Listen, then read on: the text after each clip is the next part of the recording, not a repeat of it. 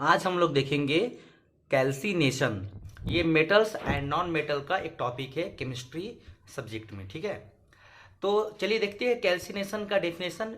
इससे पहले हमने देखा था रोस्टिंग, है ना। आज कैल्सिनेशन देखेंगे। ये दोनों जो प्रोसेस होता है ना, कैल्सिलेशन एंड रोस्टिंग जो होता है, कैल्सिनेशन एंड रोस्टिंग दोनों प्रोसेस से मेटल को प्यूरिफाई करते हैं, यानी प्यूरिफिकेशन ऑफ मेटल, जो मॉडरेट रिएक्टिव मेटल होता है रिएक्टिविटी सीरीज में। ठीक है, तो चलिए देखते हैं कैल्सिनेशन का definition. The process in which carbonate ores converted into oxides by heating strongly in the absence of air। यानी वैसा प्रोसेस जिसमें कार्बोनेट और जो होता है ये ऑक्साइड में बदल जाता है ना, स्ट्रांगली हीट करने पर। यानी कार्बोनेट और को स्ट्रांगली हीट करेंगे तो वो ऑक्साइड में बदल जाता है, लेकिन अब्सेंस ऑफ एयर होना चाहिए, ऑक्सीजन के अब्सेंस में।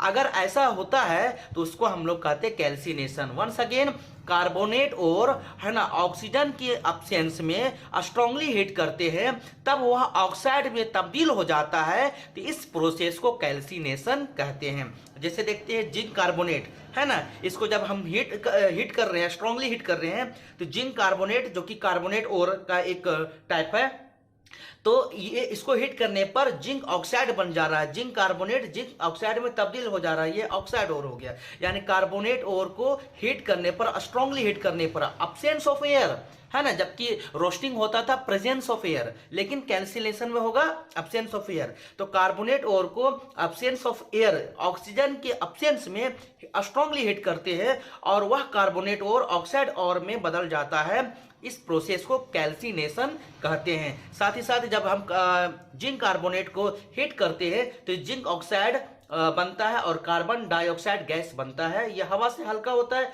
इसलिए ये अपवर्ड की ओर उड़ जाता है, इसलिए इसका डायरेक्शन अपवर्ड डायरेक्शन में है। ठीक है।